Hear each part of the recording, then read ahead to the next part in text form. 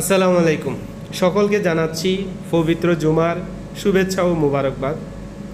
বিশ্বের দীর্ঘতম সমুদ্র সৈকত হচ্ছে কক্সবাজার, যার দৈর্ঘ্য 120 কিলোমিটার, যেখানে হাজারো মানুষ হাজারো হৃদয় নিয়ে পরিতৃপ্ত হতে আসে।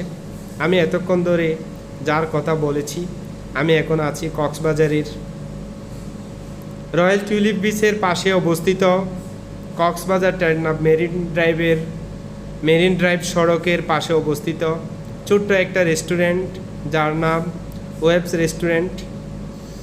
আমি আপনাদেরকে ওয়েব রেস্টুরেন্টের চারপাশের পরিবেশটা দেখাচ্ছি।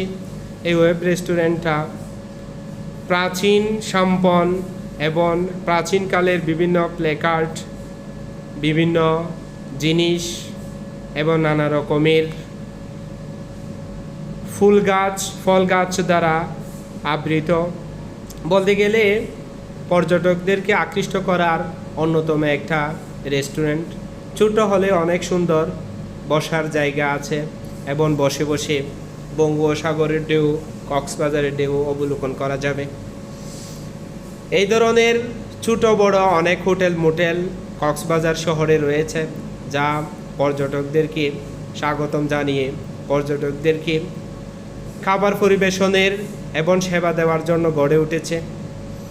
ওই জন্য বলি, বসে বসে অপেক্ষা করবেন না, জীবনকে অনুভব করুন, সূর্যকে স্পর্শ করুন এবং সমুদ্রের মাঝে নিজে নিমজ্জিত হন।